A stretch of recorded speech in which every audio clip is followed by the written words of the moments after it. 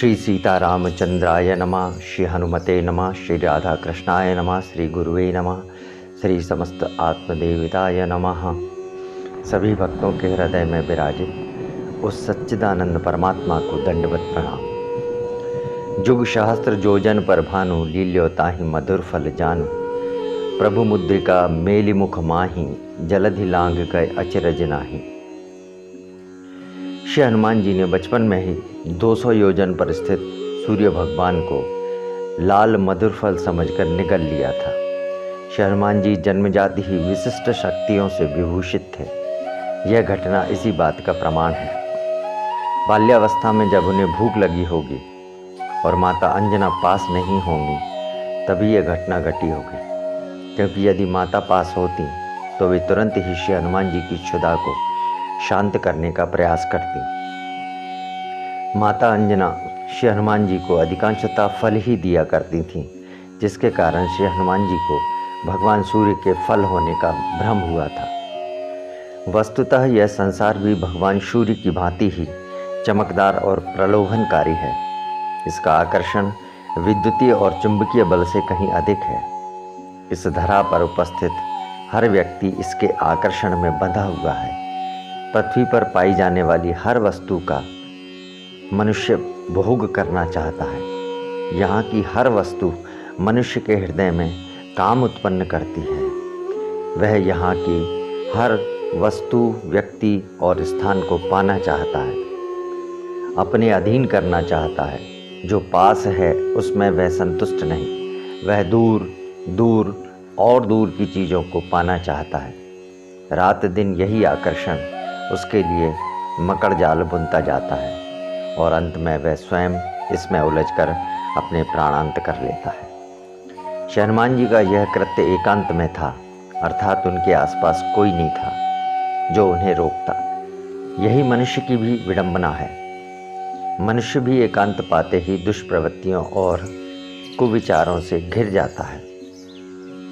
ऐसे समय वह ऐसा कुछ करना चाहता है जो सामाजिक और पारिवारिक प्रतिबंधों के चलते वह नहीं कर पाता। अपनी भावनाओं और विचारों पर वह ऐसे समय में नियंत्रण नहीं रख पाता और दुष्कर्म या दुष्कृत्य कर बैठता है। उसे लगता है कि उसे कोई देख नहीं रहा, किंतु ईश्वर तो सर्वव्यापी है, वह उसे सदैव अनदेखा ही करता है। वास्तव में एकांत ही आपको आपका असली चेहरा दिखाता है कि आप क्या हो। आप एकांत से सदा डरते हैं। आपको एकांत पसंद नहीं, इसीलिए आप सदैव भीड़ में रहना पसंद करते हैं। आप स्वयं को नहीं देखना चाहते, इसलिए परिवार के सदस्यों, सगे संबंधियों या मित्रों से सदैव घिरे रहना चाहते हैं। वास्तविकता को आप स्वीकारना नहीं चाहते, उस पर सदैव आवरण चढ़ाने की कोशिश आप करते रहते हैं। इसलिए आप अपने वास्तविक स्वरूप को कभी जान ही नहीं पाते।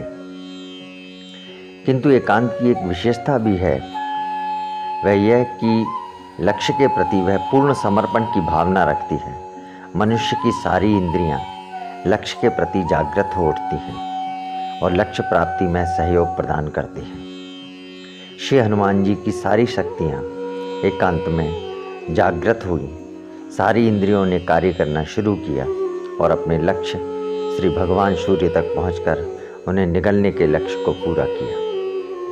श्री हनुमान जी को भगवान सूर्य के लाल फल होने का भ्रम हुआ था।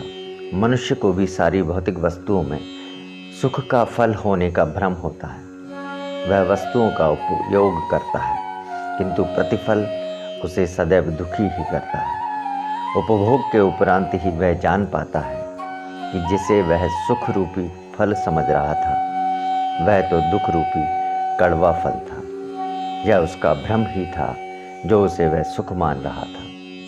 भौतिक साधनों का उपयोग ना तो उसे पूर्णतः संतुष्ट कर पाता है और ना ही उसकी बढ़ती हुई मनोकामनाओं की पूर्ति।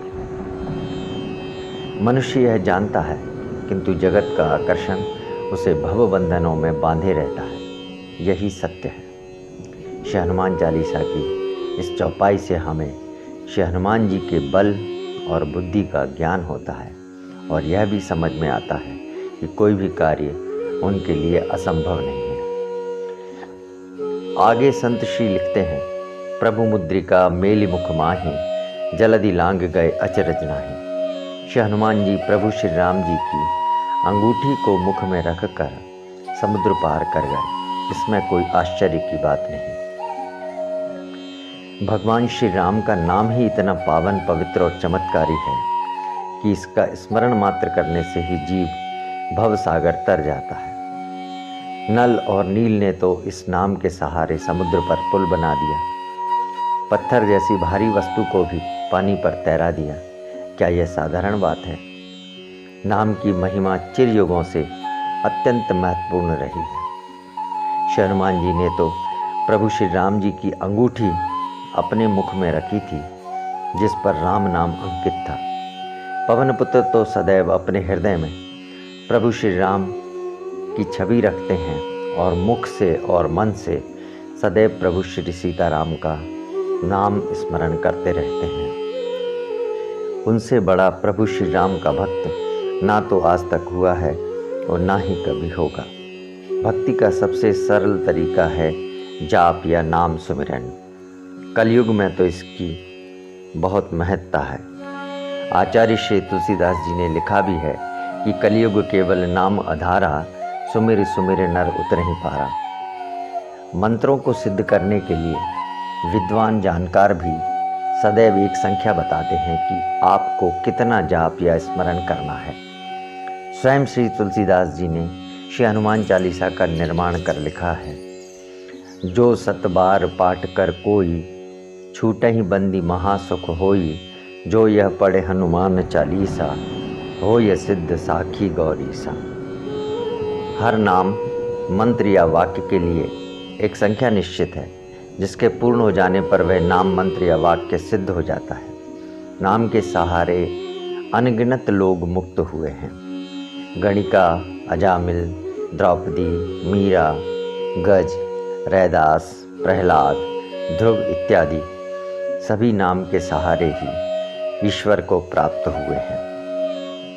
इसीलिए नाम में अत्यधिक शक्ति होती है। नाम के सहारे आप बड़े से बड़ा कार्य कर सकते हैं। श्री हनुमान जी के मुख में राम नाम होने के कारण आसुरी वृत्तियां भी उनका कुछ नहीं बिगाड़ सकी। दुष्प्रवृत्तियों ने उन्हें छुआ तक नहीं।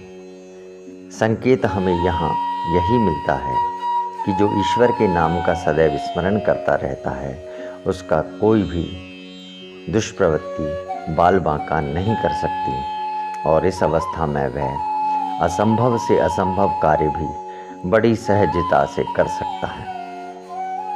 इसीलिए यदि श्री हनुमान जी ने सागर को पार कर लिया तो इसमें कोई अचरज वाली बात नहीं है। यही इस चौपाई का अर्थ है। शेष अगले अंक में। तब तक के लिए जय जय श्री राम, जय जय हनुमान।